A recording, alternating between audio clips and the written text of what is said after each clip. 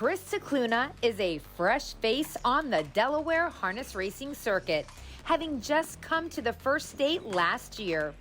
And although he may be a new kid on the block in our racing community, Chris's love for the standardbred sport began at a young age growing up in Australia. I got into harness racing through my dad, Frank. He used to take me to the track when I was a little kid, me and my brother, and then he would watch the replays on Sunday morning, and then he just went out and bought one, and it wasn't much good. And then the next one he got made it all the way to the Opens, and then it just took off from there. Scicluna learned the ropes down under before making the decision in 2002 to venture to America, the land of opportunity, where he gathered valuable experience while working for several respected trainers in the sport. So I grew up working for my dad till I was about 15, and then I worked for a lady called Gator Policino, that I think was a leading female training driver in Australia. And then I started driving when I was 16. Then I went to work for Gavin Lang, who's one of the greatest drivers I've ever seen, and also worked for his dad, Graham. Did okay driving till I was about 21, 22, then ended up coming here when I was 26. I just came to just have a look. I come to work for Pete Foley, he's originally from Australia, and then I was supposed to stay for 3 months and he didn't want me to leave. So I stayed a year with Pete, and then I worked for Chris Ryder for a year, and then I went out on my own, and then sort of had a falling out with the owner, so I think I went to work for Pat LaChance after that. Then I went to work for Steve Elliott, and then went out on my own again, and basically been on my own since.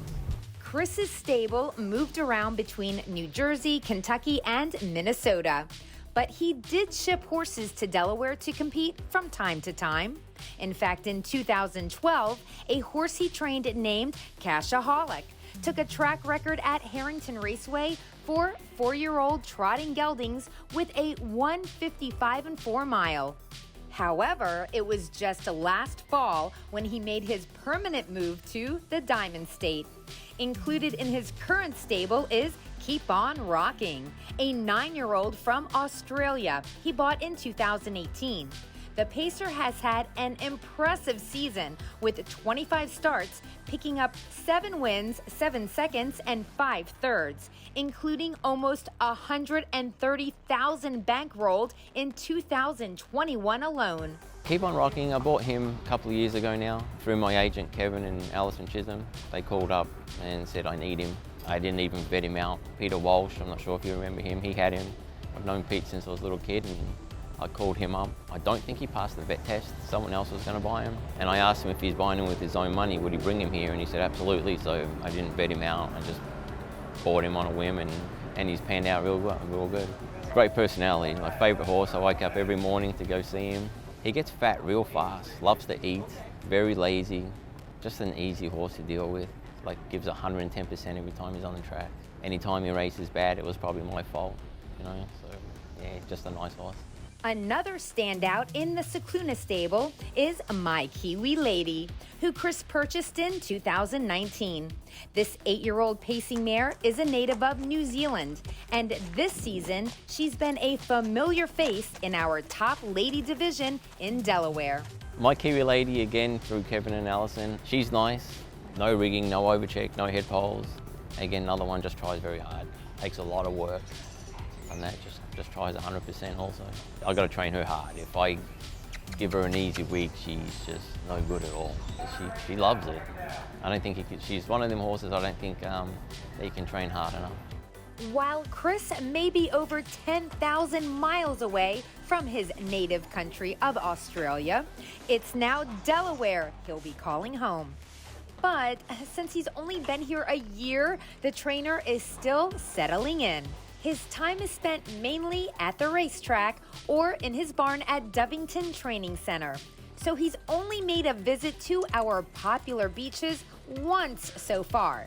And believe it or not, he hasn't even tried out our famous first state delicacy yet. No, I haven't tried scrap. Actually, Victor Kirby mentioned it to me the other week. I don't know what it is. I don't know what it is, but he said it's pretty good. I gotta try it. one thing is for sure, the more time Chris spends in our small wonder of a state, the more he is loving his decision to make the move here and says he has no intentions of leaving. I was at in New Jersey at Show Place.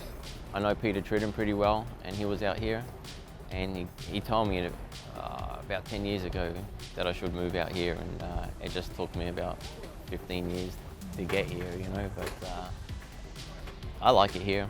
It's a little slower. 4:30 post time, 3 hours Lasix is great. You know, I'm never home late at night, no Friday, Saturday racing. And it's just, for me, I just want to slow down a little bit, and it's much better.